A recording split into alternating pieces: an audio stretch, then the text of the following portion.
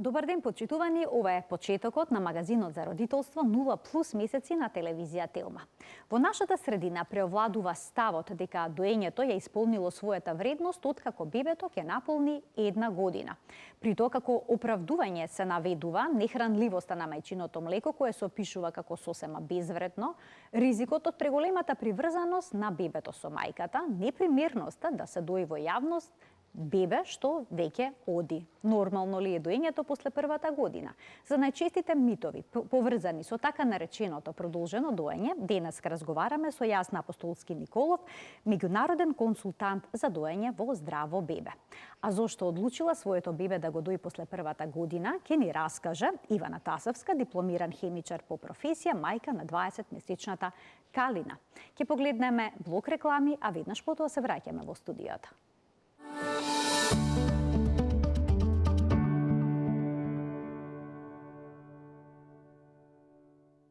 Така нареченото продолжено доење или доење на бебето после неговиот прв роден ден секогаш предизвикува различни реакции.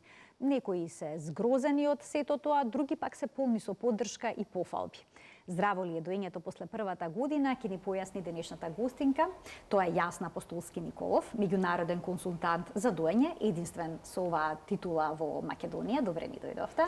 Ти благодарам за поканата повторно за гостување во твојата емисија.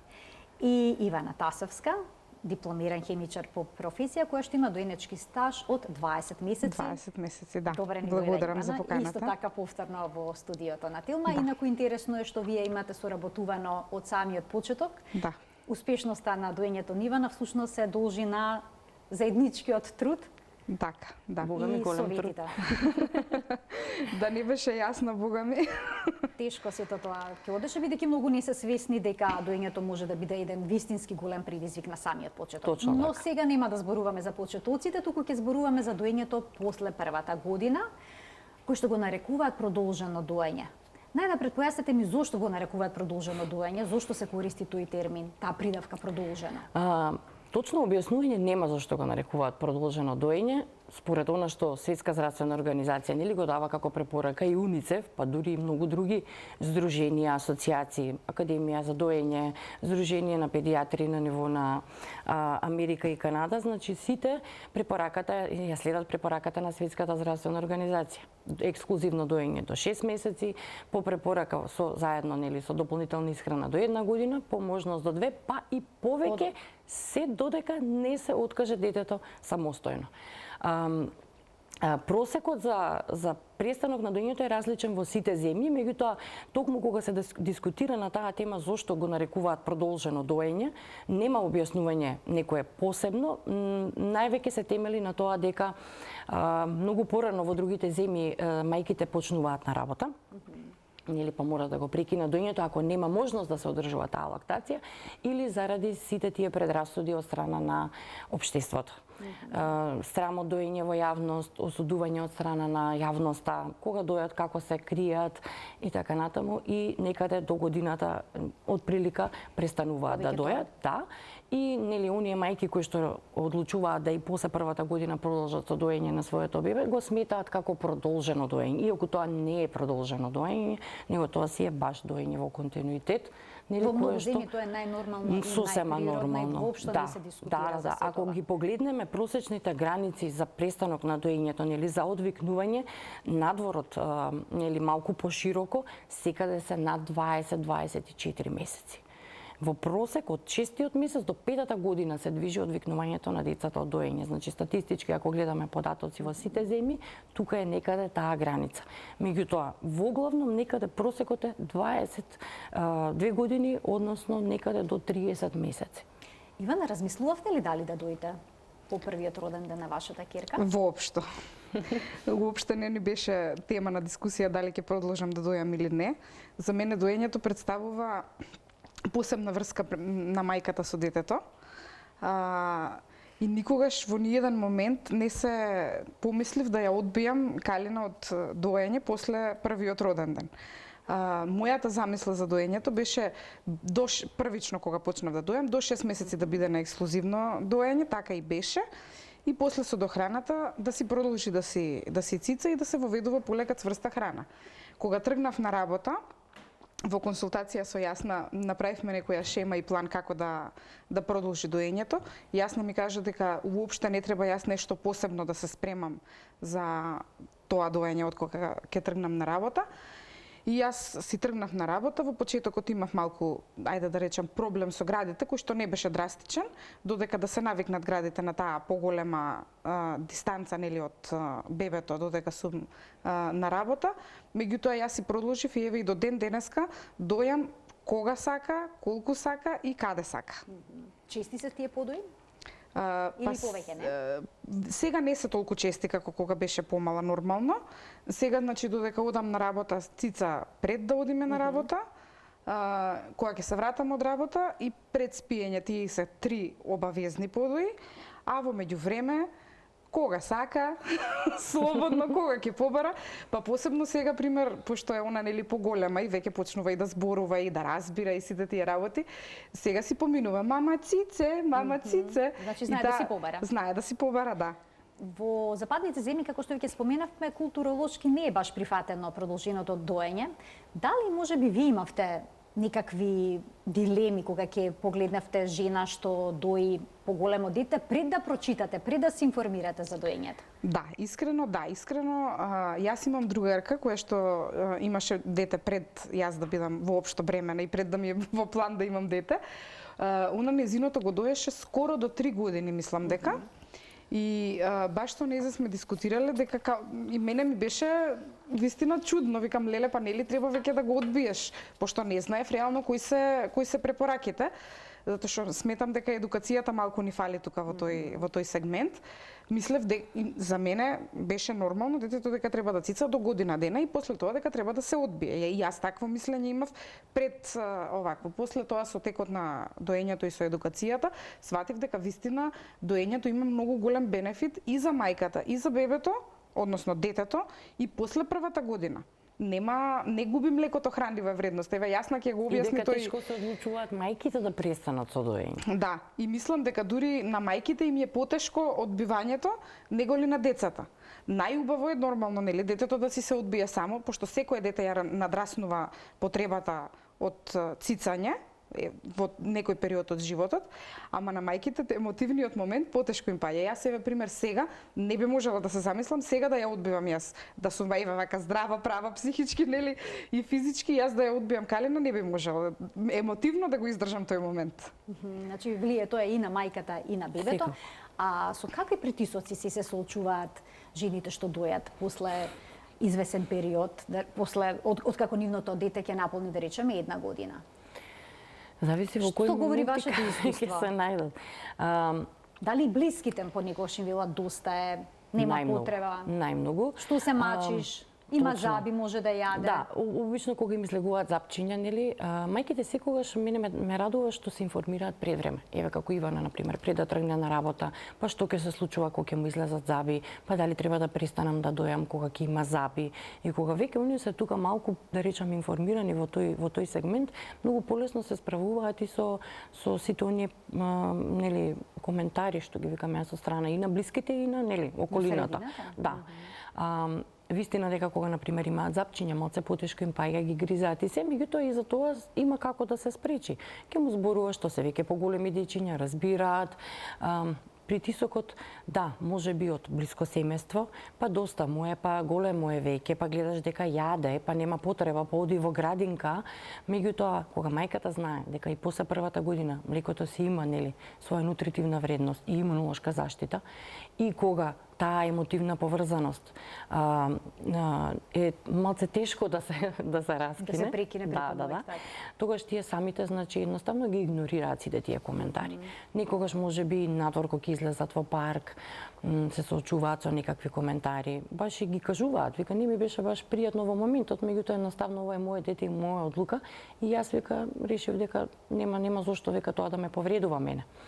И сега бидејќи морам да кажам дека осеќам во однос на мојата работа дека е зголемена стапката на доење за разлика од пред неколку години и дека е исто така и доењето над 1 година е доста често кај нас, иако мајките на почетокот мислат, абе до година да издржам да го дојам, после тоа доста ќе биде, меѓутоа кога ќе видат дека подоите се минимални, дека кога се разболува доењето многу помага, дека може да ги смират кога ќе паднат, заби кога растат, скокови во развој се уште имаме во текот и после првата година, и тогаш веќе и самите одлучуваат дека ќе си продолжат, се додека сака бебето, додека не одлучат или они дека треба да престанат, и така веќе си се помируваат и со сите тие коментари, односно ги игнорираат. Иван, имате поддршка од најблиските да дојдете после првата година?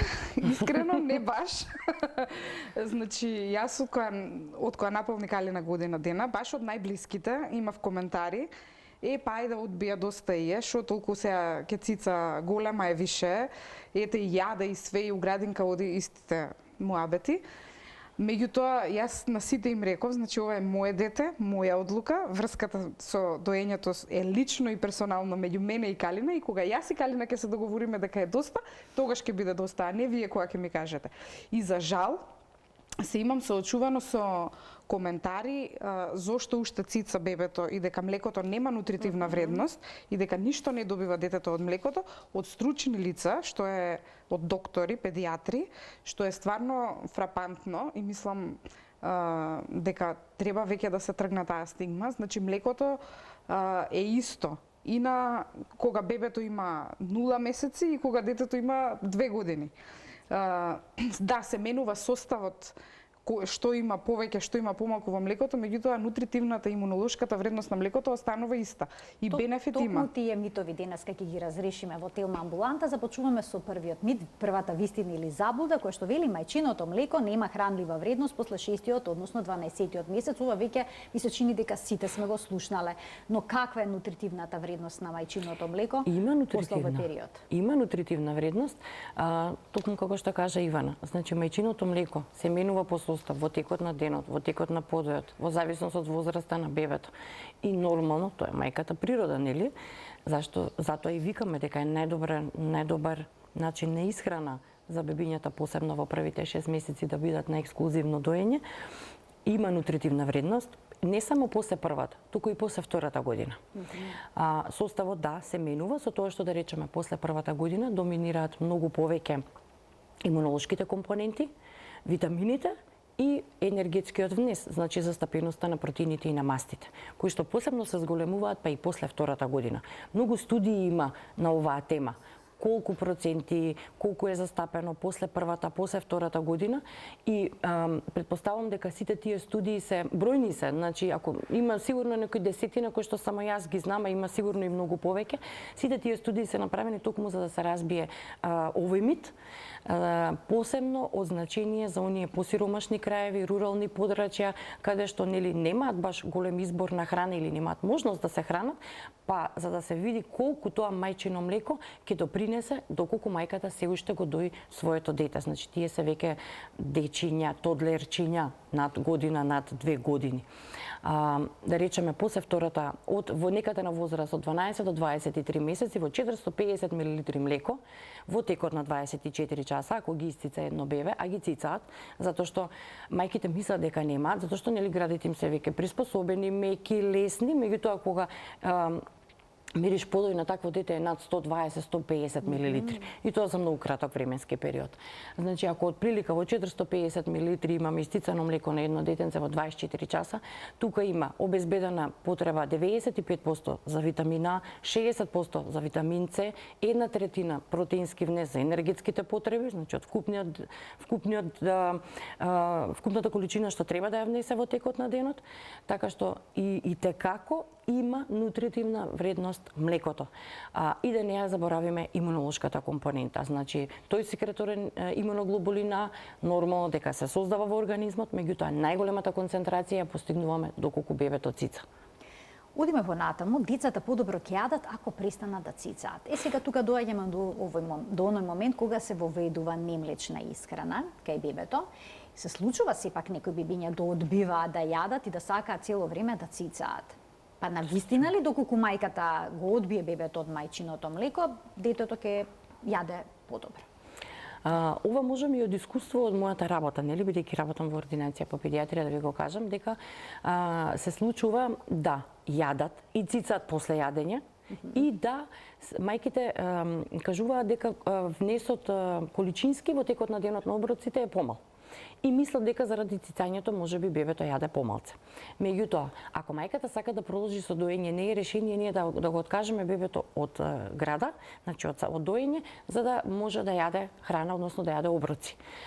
Обично бебињата подобро може да ги нарани друг отколку мајката, бидејќи мајката секогаш ги асоцира на градот и на цицање, поготово кога се воведува постепено таа комплементарна исхрана. И тука може да помогне бабата, може да помогне таткото, се работи за 1 до 2 оброци во денот, значи сето тоа може да се изменаџира за да не се престане со доење. Истото сум и блиски сум имала јас мои другарки кои што после првата година го споменувале овој момент. Нонстоп цица вика и многу помалце јаде. Да, ама кога, например, ке сме ги оставеле бабата да ги нахрани или некој друг од семејството, таткото, тие си го прифаќаат оброкот по количина таков како што и кога ќе се појави мајката, они повторно ја бараат градот.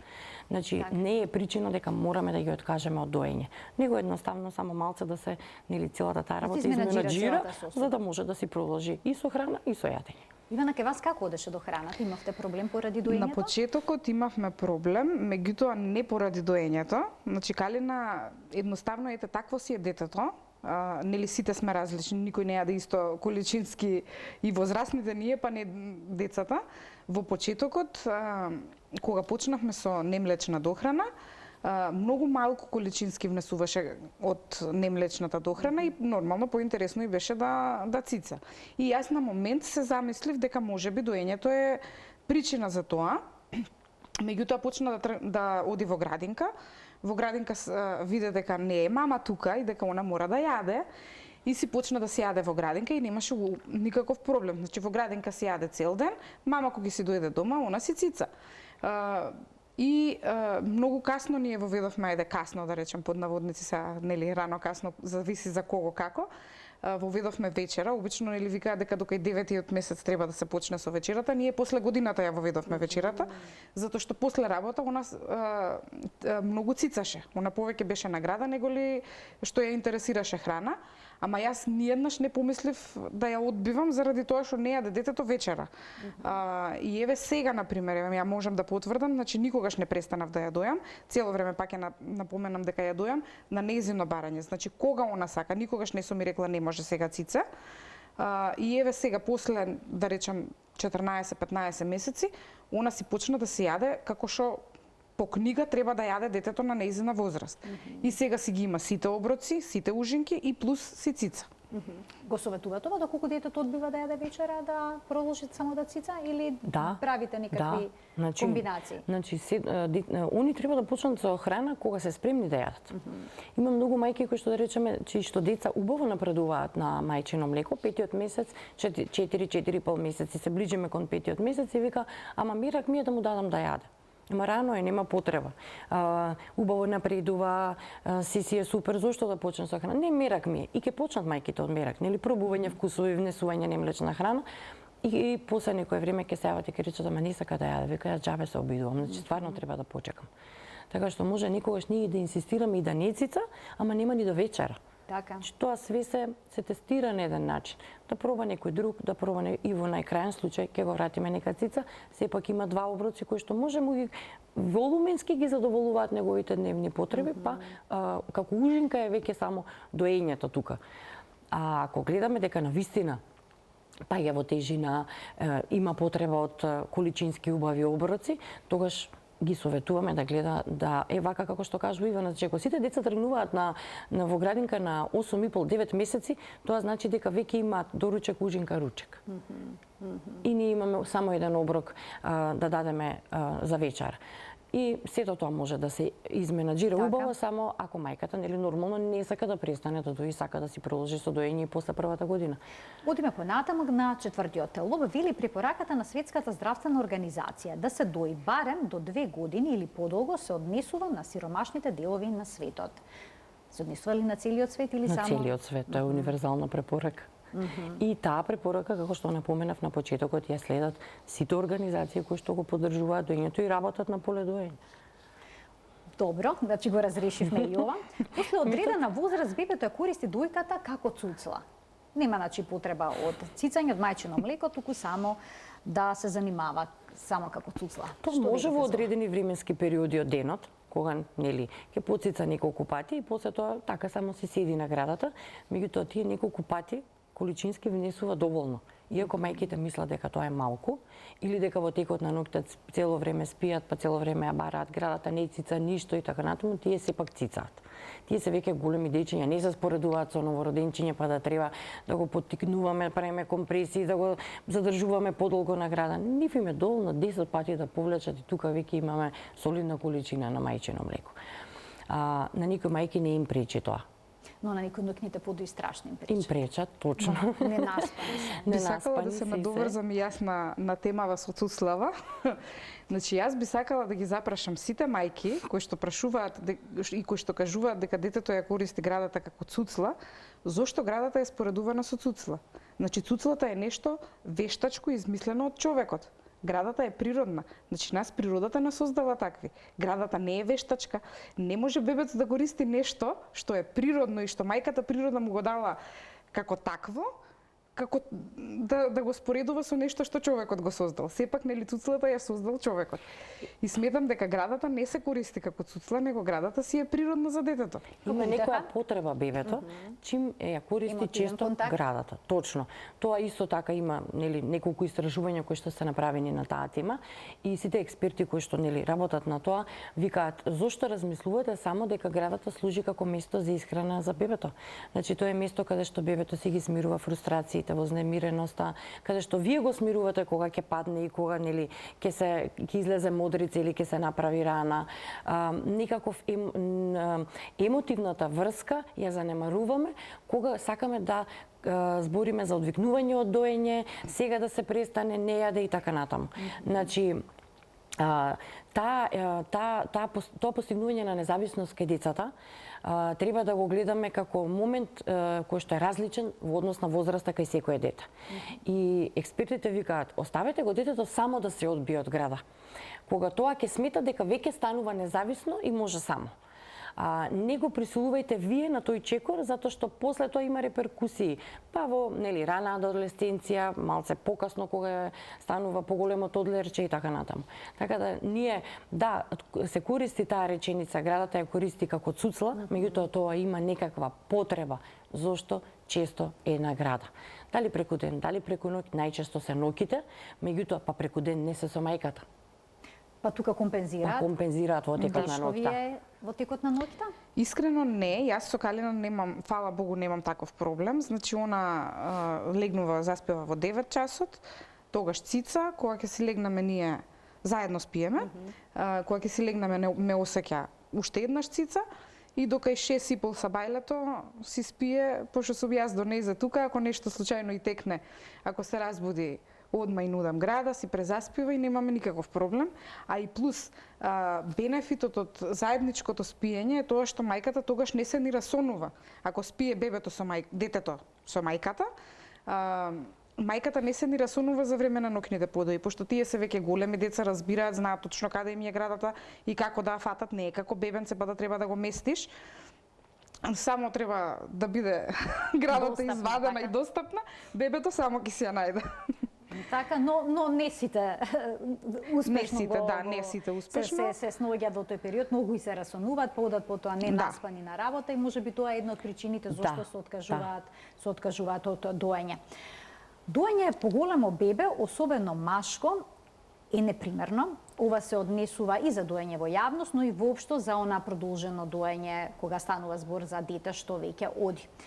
Ова е едно силно убедување кај нас. Како вие го разбивате овој мит кога некој ќе ви се обрати на ваков начин? Јас не гледам разлика помеѓу машко и женско дете. Значи, дури можам да кажам дека машките бебиња, дечиња, тодлерчиња, полесно се одвикнуваат од доење за разлика од женските. И многу некогаш па и многу порано. Пак ќе кажам, тоа индивидуално и е, нели, кај секој детенце различни во различен временски период, меѓутоа јас разликата не ја правам помеѓу машко и женско дете во однос на доење во јавност, нема потреба нели таква класификација да се прави и не знам зошто излегло нели такво нешто Па кога добро, може детето би во нашата оди, култура дојките се сексуализирани така. од тој аспект. А ако гледаме, нели, секој едно детенце после годината 13-14 месеци проодува, а сите мајки од прилика во просек дојат до кај 2-2,5 години, значи скоро сите дечиња одат и се уште дојат, меѓутоа тие подои се минимални. Кога одат во надвор, во јавност, во парк, тоа се веќе дечиња кои што нели јадат немлечна исхрана. И мајките може да ги подојат децата само доколку падне, се удри, плаче за нешто, па за да го смири. И нема толку често доење за да ние можеме нели тоа да го прифатиме како осуда, срам, неубаво да се почувствуваме. Јас ги охрабрувам со секогаш со реченицата дека ти си правиш добро за своето дете. Оној што и Ивана што го кажа на почетокот, колку подолго се дои бебето, не е само бенефитот за бебето, него е и бенефитот за мајката. И ако таква некоја реченица или осуда од страна на околината е причина за да се престане за доење, секогаш им ги ставам позитивните страни, за да можат да се огледаат дали едно нешто кое што нема научна основа ќе ги нели натера да го прекинат доењето или бенефитот од доењето за двајцата ќе го прифатат и ќе се продолжат со доење. Да сватат точно. што е позадено. Затоа што во ниту една, значи сите оние се она што се кажува како мит, дека нема хранлива вредност, како вода е млекото после првата и втората година, нема никаква научна или истражувачка основа за да може да се каже такво нешто. Напротив, сите истражувања и студии го докажуваат спротивното. Доите понекогаш во јавност се уште? Да, дојам. Посебно еве ќе кажам, ќе се навратам на одморот, првиот одмор со Калина. Тоа беше кога она имаше некои 13-14 месеци од прилика. И тогаш прв пат се најдовме на плажа и нели, градите се поотворени кога си на плажа. Тогаш мислам дека бетер од новороденче цицаш. И тогаш мислам жедно дете. Топло времето, плюс градите на изволте што се вика ги гледа цело време и се достапни, абе нон-стоп беше цел одмор. Но немаше никакви реакции од средината? Никакви реакции, значи јас тогаш баш си мислев, ете сега викам ќе отидам на плажа, 100 луѓе околу мене, сите баш у мене ќе гледаат, верувајте дека никој не ме ни погледна. И многу ми беше мило што исто така имаше многу мајки кои што беа со бебиња, дечиња дојдени, сите си доја најнормално како што и е најнормално, нели? Никој нити не погледна, нити имавме некаква осуда, фала Богу, нити некоја стигма се случи околу тоа. Напротив, ми се чини дека дури поддршка веќе има. Да. Да будите се менуваат кон подобро. Одиме понатаму, вели децата кои долго цицаат се премногу врзани за мајката. И тука сега постои страв дека во иднина ќе бидат нели поприврзани, нема да бидат самостојни и слично. Што велите за ова? Тоа нема никаква врска со доењето. Поврзаноста на детето со мајката апсолутно нема никаква врска со доењето. Точно дека е емотивна врска и емотивна поврзаност, меѓутоа има сосема друга позадина. Не е дека детето нема да биде самостално. И затоа викаат, подобро е да го оставиме на природен начин да се одвикне, кога тоа самото ќе се смета дека е спремно да се одвикне, отколку ние, нели, како што напоменав, да го форсираме. А од искуство можам да кажам дека немам мајка која што го искоментирала тој момент, можеби дека цицаше и затоа е толку поврзана со мене. Значи, и од искуство како мајка и како тетка, можам да кажам дека тоа доењето апсолутно нема никаква врска со тоа дали детето ќе биде повеќе приврзано кон мајката или нема да биде поврзано. Ниту има научна основа. Одиме понатаму, децата кога ќе појдат во градинка треба да престанат со цицање за полесно да се адаптираат. Вие имавте сосема поинако искуство, Ивана. Да, вашето дете дури почна да јаде во градинка. Да. И покрај тоа што интензивно цицаше. Да. Значи... Но велате ки мајките се посигурни кога ги праќаат децата во градинка, а тие се уште цицаат, бидејќи доењето е некаква имунолошка заштита. Да. Тоа можам да го потврдам од лично искуство. Калина тргна во градинка на 9 месеци и таму почна да јаде. Во почетокот, да, вистина беше предизвик адаптирањето И во почетокот, пошто нели све беше ново, нова средина, уште не научено што треба и што се случува во животот нејзин, она во почетокот буквално седеше гладна од 7:30 кога ќе однесевме до 3. Не можеше да... Имавте вие таков проблем? Да, имавме, ама тоа среќа траеше некој недела дена, беше краток период да речем. И тогаш стварно мене ми беше многу стресно, затоа што нели сега нормално мајка си ќе се грижиш за детето. И одвај чекаше да се дојдам од работа за да цица, значи тогаш буквално се тресеше од глад, не можеше да дочека ни да се соблечам за да цица. И ќе се удавеше кога цицаше, само на тоа голташе како храната нема видено. И вистина гладна беше. Меѓутоа среќа, пак ќе речем, тоа траеше кратко, една недела. После се привикна, почна да се јаде во градинка. И од тогаш па натака немаме проблем. А за околу имунолошкиот момент исто можам да потврдам. Значи, Калина до сега има само еднаш во животот пиено антибиотик и сметам дека 99% причината е тоа што она се уште цица. И плюс, можам да потврдам, значи на неколку пати сме имала Калина стомачен вирус и за време на стомачниот вирус и ние кога сме болни возрастните немаме нити апетит, нити желба за јадење. Меѓутоа, она што цица, дефинитивно мислам дека е спасена од инфузии и од болнички третмани за време на стомачен вирус. Што да преземат родителите кои што ќе се соочат со ваков проблем, еве детето да не сака да јаде во градинка затоа што цица? И сега ќе добијат тука совет и од вработените за подобро да се адаптира, одбите го. Со цицање и така натаму, меѓутоа има и деца кои што се на адаптирано млеко па имаат проблем со храна во градинка. Значи нема правило. Самиот момент менување на средина и внесување на нешто ново, кај нив предизвикува нели некаков отпор на почетокот, меѓутоа сите деца понатаму кога ќе видат дека другарчињата јадат, дека сите седнуваат на маса да јадат, почнуваат и они да се јадат и се надминува тој момент. Не стравот е и кај мајките. Повеќе е стравот кај мајките што ако сега не јаде, дали ќе треба да го носам или да не го носам во градинка, ако не јаде да не го носам па да го чувам дома па јас да не одам на работа, или на пример што ќе правам јас со млеко, пошто детето ќе биде 6, 7, 8 часа во градинка. Обично се 7, бидејќи нели мајките имаат 1 час помалце работно време до првата година додека ги дојат тие што ги дојат своите бебиња. Така што ако има и многу деца кои што не јадат па ни дома, значи тоа е и она што претходно го искоментиравме. Имаме проблем кога се внесува храната, па ги одиме малку поспоро во тој чекор. Да не се плашат ако не јадат во градинка. Значи не е работата дека ја нема мајката и не дои бебето причина за да не јадат. Самата таа средина и тој нов момент кај нив е нешто кое што предизвикува отпор на почетокот, меѓутоа после тоа со тек на време се надминува. Да, и тоа е краток временски период, она како што го кажува Ивана, 1 недела до 2 недели, толку е и периодот на адаптација во градинка, мора да се издржи, да. Одиме понатаму. Доењето предизвикува кариес. Понекогаш и таков совет добиваат родителите да не му даваат подој на бебето, особено во ноќните часови, за да не му се расипат запчињата. Па има ли причина за страв во однос на оваа состојба? Нема. Долго време кружеше тоа како нели причина за престанок на доењето порано, кога веќе ќе никнат првите запчиња, дека можно е бебето да нели дека самото доење предизвикува кариес и дека млекото содржи шеќери.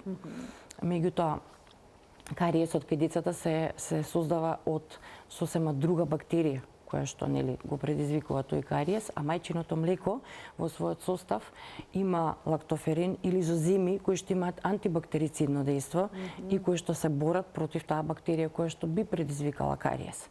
И советот е на стоматолозите, дете кое што дои и има заби, а веќе се внесува и плюс комплементарна храна, задолжително да се одржува хигиена на тие запчиња. Сега имаме и пасти, имаме и четкички посебни за бебиња до 1 година, за бебиња над 1 година, значи да се мијат запчињата нормално на сабајле и навечер пред легнување. И доколку кај детето нели се види дека и причината почесто за кариесот во однос на оние истражувања и студии кои што се работени и употребата на шишето и задржување и сокчиња навечер добиваат. Сокчињата навечер, значи тоа токму го има напоменато дека вие му давате на детето ноќе сокче со шише и он си го држи цело време шишето и сокот нонстоп му тече, значи имаме задршка на шеќерите од сокот. И нормално услов за да таа бактерија која што предизвикува кариес и створиме нели погодни услови за да се развие кариесот. А бебето кога дои во моментот јаде голта и веќе немаме ништо ние во устата на бебето, а шишето му е нонстоп достапно за да може да пие. И од тука можеби нели се поврзало дека бебе кое што дои, а веќе има 18, 20, 24 месеци со запчиња и кај запчињата е појавен кариес, дека можно е да е од мајчиното млеко заради честите нотни подои. Меѓутоа кога сето тоа малце повеќе се истражило, нели, се прави за да се одржи колку што може подолго доењето, нели се веќе неколку студии излезени каде што апсолутно мајчиното млеко не може да предизвика карија затоа што во себе содржи и состојки кои што имаат антибактерицидно дејство. А дали така нареченото продолжено доење може да представува отежнителна околност при одвикнувањето на бебето, одбивањето од сицање? Па не, затоа што ако ние го оставиме тоа спонтано, многу полесно поминуваат. Имало, да речеме, ситуации каде што морало да се прекине заради здравствена состојба од страна на мајката, каде што немало можност нели да е некој оперативен зафат кој што трае ден, два, три, ние тоа го организираме. Ке се молзиш додека си таму, па ќе продолжиш кога ќе се вратиш. Меѓутоа, ако треба да прima некоја терапија која што не е компактибилна со доење и веќе нели е на поголема возраст детето, тука тоа наглото одбивање потешко го доживуваат. Додека кога мајката планира, да речеме, на возраст од 2 години, јас сакам да го одвикнам бебево, ако во меѓувреме само не се одвикне. Од прилика границата, некаде некоја просечна граница за само одвикнување на детето од доење околу 2,5 години.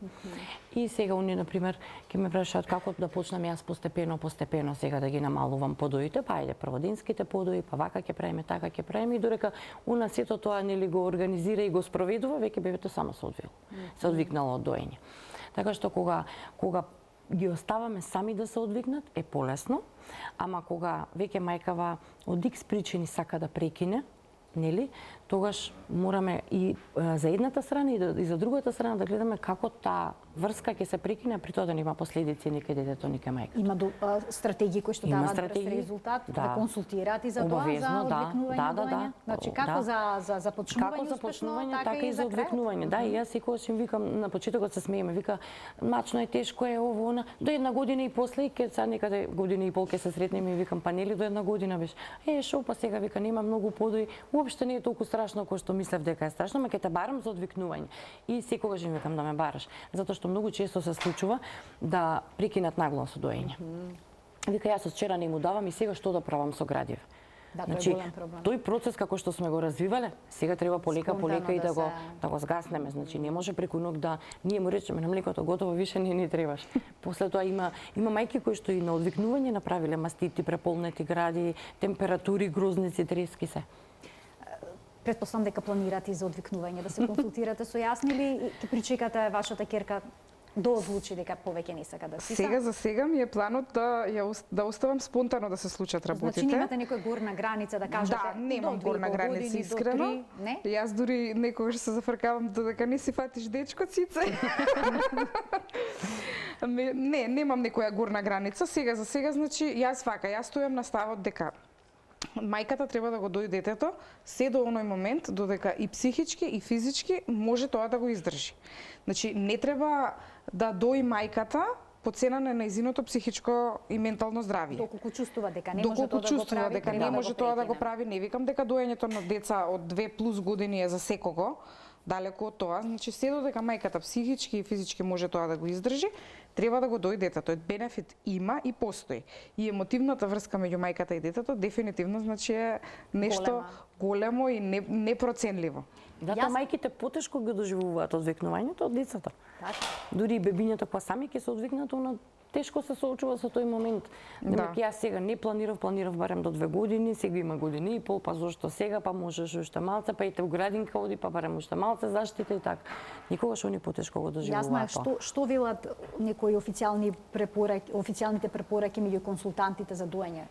До кога би требало да биде доењето присутно? Некоја сепак горна граница постои ли? Споменавте 5 години, но 5 ми звучи некако премногу. 5 години е, мислам дека тој просек е повеќе кренат од оние сиромашни земји, каде што, бидејќи нема друг начин на исхрана, мајките се уште ги дојат. Значи, тие јадат, не дека не јадат храна, меѓутоа е далеку посиромашно од она што треба детето да го внесува, тоа се веќе деца. од прилика некаде до 2,5 години, па и 3 години, тука некаде се движи и границата во нашава земја. Барем она што јас го работам со мајкиви и што ги имам оние контакти, која мајка најдоцна престанала со доење и тоа е тука некаде до третата 2,5-3 години. А се инсистира на повеќе затоа што она што го напоменав на почетокот, раното враќање на работа и неможноста да се одржи лактација е причина да мајките престанат со доење. Ако им се објасни дека не е толку страшно, дека може да се измолзува на работа ако има потреба. Ако се е помало бебе, збориме, има мајки кои што и на 4 месеци се враќаат на работа. Па мора таму да одржуваме се уште континуитет на подој. А кога веќе се враќаат на 8 месеци, па тука напротив им викам не смете да се измолзувате на работа. Или само да се олесните, затоа што тука треба да ја дадеме наградата сигнал дека во овој момент не треба да прави, а понатаму си продолжуваат со доење. После тоа, значи од прилика некаде 2,5 до 3 години е и кај нас границата за доење на бебињата. И они самите се откажуваат после. Јас ви благодарам многу за корисните совети и препораки што ги разрешивте бројните дилеми поврзани со така нареченото продолжено доење. Ивана, ви благодарам и на вас што го споделивте вашето лично искуство со доењето. Благодарам и на тебе. Почитувани, ова беше се во денешниот магазин за родителство 0+ месеци. Се гледаме секој работен ден на Телма во 12 часот и 50 минути. Во понеделниците зборуваме за детското здравје, а од вторник до петок за најчестите болести ке во здравсните. Имајте пријатен ден.